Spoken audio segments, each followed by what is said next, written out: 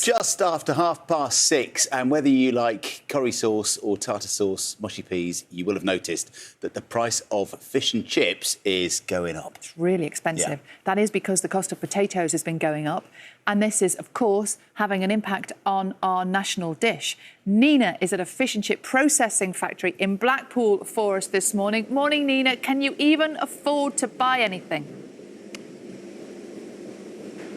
Oh, I tell you what, Sally, have a look up here. This is the machine that turns a spud. It's coming into a chip. It'll drop down in a minute. We are at Senior's Chip Factory in Blackpool. Come on, teasing it down so you can watch this potato become a spud.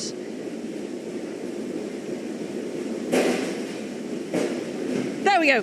It's been fantastic to watch it this morning. There's a big pile of chips going in there, but you will know just from going to the supermarket, even a kilogram bag of spuds in the supermarket has gone all the way up to nearly 90 pence.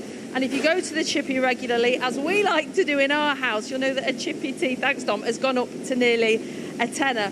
Why is that? Well, there's been 2 years of bad harvests because of warm, wet weather, and some farmers have decided they've had enough of planting potatoes. It is testing our loyalty, though, to the great British dish, as I've been finding out. And of something even more typically British, if that's possible. Fish and chips. To be honest. So, every single thing's going up. I mean, we have fish and chips once a week, don't we? Yeah. And my friend's gone to have her haircut. And it's getting to the point where, can you have it? How long can we keep on shaking that salt and vinegar while incomes feel on shaky ground? What's next then for the ultimate British dish?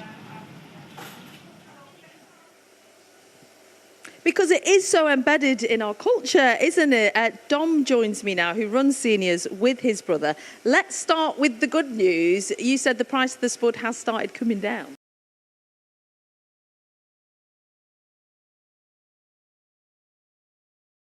It all makes a huge difference. So, yeah, the price will be staying where it is, but we do other offers and things to try and feed a family for as little as possible.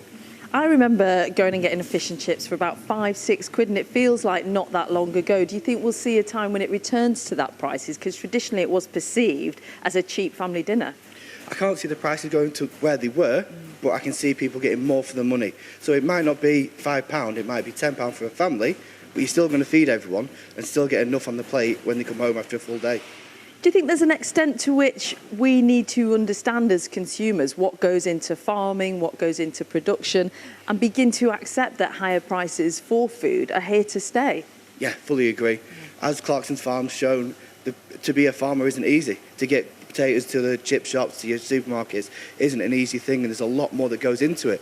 If it be fuel, if it be staffing, if it be all the little costings, what it is now is where it could be to stay. And you said to me earlier, this is not new to Chippies. Yeah, we've had to adapt, we've had to learn, we've had to grow as a company, as a business, because if we don't and we stay stagnant, people won't be able to get their fish and chips, they won't be able to feed families. So we've adapted as companies and done offers that we can feed people and feed families for less, but if we've had to keep moving and adapting with the times. You've made me feel quite reassured, actually, because I absolutely love a chippy tea. And John and Sally were asking this morning, and I will start with you, Dom. I know that you work in the industry, but you still love it. What is your chippy tea of choice? What would you order? I am fish, chips, mushy peas, cup of tea.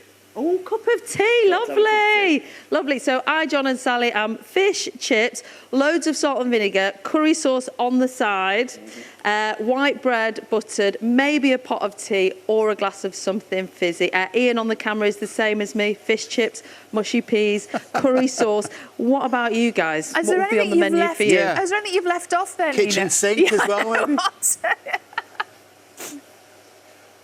Don't think what? You've left nothing out. The kitchen's empty if you have all that. No, that's Oh, we have. Kit, our producer, loves a Savoy.